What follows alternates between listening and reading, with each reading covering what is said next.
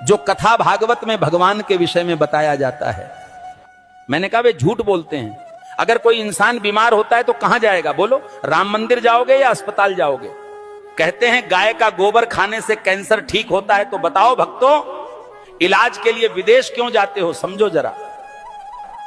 ये सब हम लोगों को भगवान के नाम पर गुमराह कर रखा है।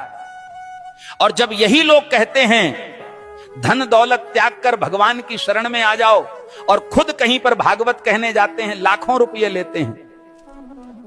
ये मायाजाल ही तो है। भगवान की शरण में जाने का मतलब यह थोड़ी है कि अपने शरीर का ध्यान छोड़ दो। जो शरीर भगवान ने दिया है उसकी सेवा भी तो ईश्वर सेवा है। जब बुखार आता है तब राम की जगह दवा ढूंढते हो। जब जीवन भर की परेशानी हो तब बाबा का झूठा गोबर इलाज क्यों बन जाता है? गाय पूज्य है, इसमें कोई दो राय नहीं, पर यह कहना कि गोबर खाने से कैंसर ठीक हो जाएगा, यह विज्ञान नहीं, धोखा है। जो कथावाचक कहते हैं धन दौलत छोड़ दो, भगवान की शरण में आ जाओ, वो खुद लाखों के हवाई सफर करते हैं, एसी पंडाल में रुकते हैं और पाटीदारों से लिफाफा लेते हैं। तो त्याग हमें क्यों सिखाते हो? तपस्या की राह हमें क्यों दिखाते हो, जब खुद तुमने उसका कोई अनुसरण नहीं किया? भगवान के नाम पर डर बेचकर जो अपने महल खड़े करते हैं वो संत नहीं, व्यापारी हैं। सच्ची भक्ति वो है जो आंखें खोलती है, ना कि आंखें बंद करवाती है। और आखिर में बात सीधी सी है, भगवान अंधविश्वास से नहीं, सच सेवा और विज्ञान से मिलते हैं। सीताराम सीताराम। भविष्य मालिका कहती है जब पाप बढ़ेगा तो समय न्याय करेगा और धर्म की असली परीक्षा शुरू होगी।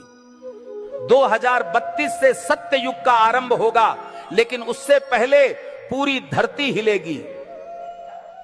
प्यारे भक्तों, 2 सूरज दिखेंगे आकाश में, पर उनमें से एक सूरज नहीं, विनाश का दूत होगा।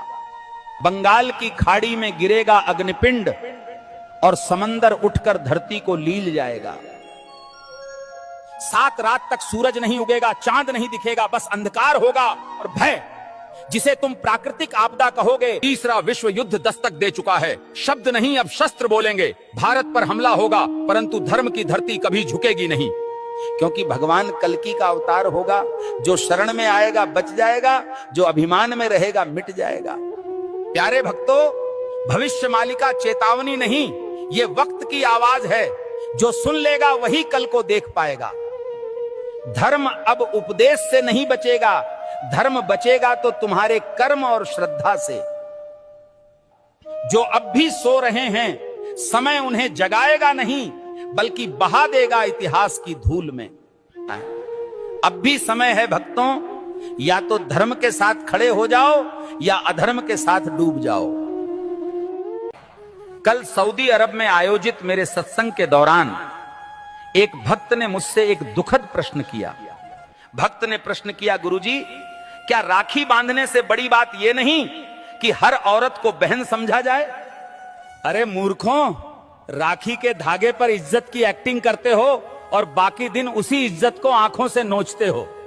राखी का धागा इज्जत का प्रतीक है, पर नजरें ही इज्जत न दें तो वो धागा क्या करेगा?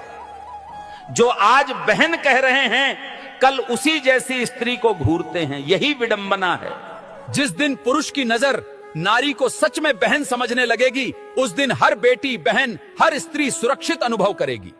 भाई कहे जाने से कोई बड़ा नहीं बनता, उसके विचारों और दृष्टिकोण में सम्मान हो, यही सच्ची मर्दानगी है।